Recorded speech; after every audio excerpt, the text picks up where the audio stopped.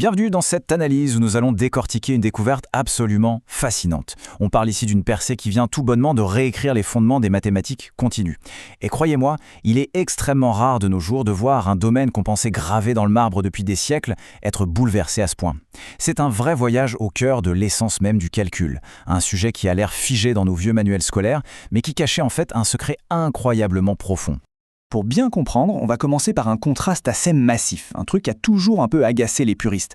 D'un côté, on a la beauté et la simplicité de l'informatique. Vous le savez sûrement, toute l'immense complexité de nos ordinateurs repose sur une seule et unique brique de base, la porte logique NAND. C'est fou, mais un seul bloc suffit pour construire tout l'univers numérique. Mais de l'autre côté, quand on regarde les mathématiques continues, celles qu'on utilise en ingénierie ou en physique, c'est une toute autre histoire. C'est une vraie jungle. On a des sinus, des cosinus, des logarithmes, des racines carrées, bref, des dizaines d'opérations différentes avec chacune ses propres règles et son propre bouton sur la calculatrice.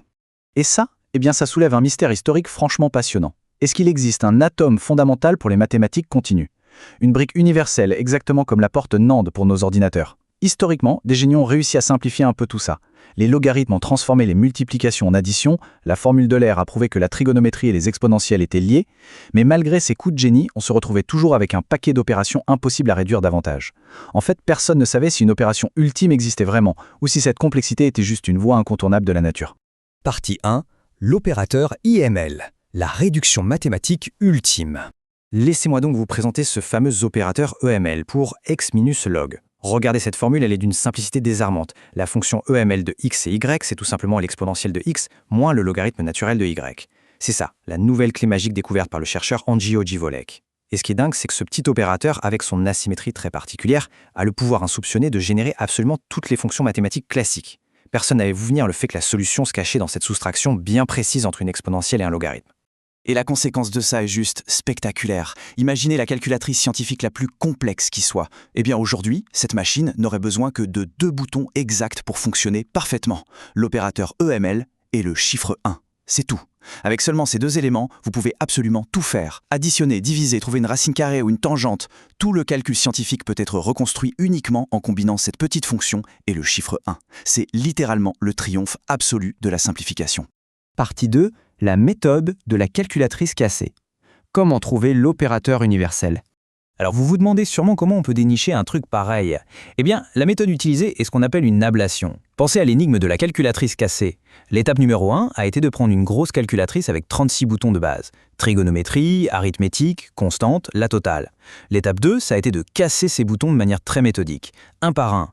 À chaque fois qu'un bouton sautait, des algorithmes ultra puissants vérifiaient si les boutons restants pouvaient toujours recréer la fonction disparue en s'imbriquant les uns dans les autres. Et l'étape 3, le but ultime, c'était de s'arrêter au moment précis où il ne resterait qu'un seul opérateur binaire et une constante. Cette petite chronologie illustre parfaitement cette descente vers la simplicité absolue. On part de nos 36 primitives habituelles, on casse des boutons, on arrive à un palier de 6. Puis on tombe à 4 primitives, en s'appuyant beaucoup sur l'exponentielle, le logarithme, et surtout la soustraction pour créer une asymétrie vitale. Ensuite, un nouveau saut conceptuel nous amène à 3 primitives. Et paf, on touche le fond avec la configuration minimale, 2 primitives, l'opérateur EML et le chiffre 1. Et on ne peut pas aller plus bas, puisqu'il faut forcément au moins une opération binaire et une valeur de départ pour lancer un calcul. Partie 3. Les mathématiques comme arbre binaire. Une nouvelle structure uniforme. Maintenant, ce qui est vraiment fascinant, c'est ce qui se passe quand on traduit nos équations de tous les jours dans cette nouvelle langue. Fini le bazar habituel avec les fractions d'un côté, les racines de l'autre et des parenthèses partout. Chaque expression se transforme en un arbre binaire parfaitement uniforme avec des nœuds identiques. C'est un changement de point de vue énorme. Toute la grammaire des mathématiques devient super minimaliste. Une expression S devient soit la constante 1, soit la fonction m contenant 2 autres expressions S. Ça ressemble à s'y méprendre à la façon dont l'informatique gère les données à la base, comme si on venait trouver le pont parfait entre le monde analogique et le monde numérique. Bon, évidemment, avec tout système radicalement nouveau, on tombe sur des trucs complètement contre-intuitifs. Et ici, on a une bizarrerie géniale. Même si la règle de base est ultra simple, l'appliquer à des choses basiques devient parfois un vrai casse-tête. Prenez la fonction d'identité, vous savez le fait de juste renvoyer x quand on entre x. Eh bien dans le système ML, ça provoque une explosion. L'équation devient un arbre géant avec pas moins de 9 feuilles. C'est le paradoxe du système. Une grammaire très simple donne naissance à une architecture extrêmement imbriquée, même pour l'opération la plus triviale. Mais honnêtement, malgré la taille impressionnante de certaines équations, regardez la puissance du truc. Pour obtenir la constante d'Euler, E, il suffit de faire AML de 1 et 1, c'est tout. Le logarithme naturel demande 3 niveaux d'imbrication.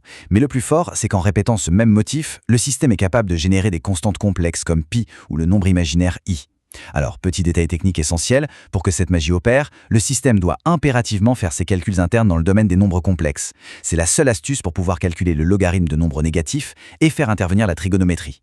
En clair, Lamel jongle avec l'invisible pour nous donner des résultats bien réels. Partie 4. L'avenir des découvertes par l'IA. Révolutionner la régression symbolique. Alors, en quoi tout ça va changer le monde?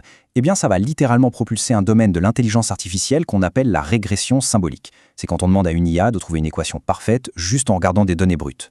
Jusqu'à présent, les IA galéraient avec nos grammaires mathématiques pleines d'exceptions et de règles différentes. Mais avec l'opérateur EML, on remplace tout ce bazar par d'immenses arbres uniformes. Du coup, on peut entraîner ces arbres avec les mêmes algorithmes classiques qu'on utilise pour les réseaux de neurones, comme le fameux optimiseur Adam. En gros, on vient de transformer les mathématiques continues en circuits neuronaux que l'IA sait parfaitement optimiser. Et attention, ce n'est pas juste de la théorie sur un tableau blanc. Des tests ont déjà été faits et ça marche du tonnerre. On a donné des paquets de données à une IA, on l'a laissé ajuster les paramètres de son arbre EML et elle a réussi à retrouver les formules exactes complètement à l'aveugle. Pour des arbres allant jusqu'à 4 niveaux de profondeur, le taux de réussite était de 100%. L'algorithme ne se contente plus de tracer une courbe qui ressemble vaguement aux données, il s'enclenche sur la loi mathématique parfaite. C'est un pas de géant pour la science, parce que ça veut dire que demain, l'IA pourra faire de vraies découvertes physiques et nous donner les équations exactes. Pour conclure, cette découverte de l'opérateur EML est un triomphe monumental. Mais ce n'est peut-être que le début de l'histoire. Ça nous laisse d'ailleurs avec une question super provocatrice.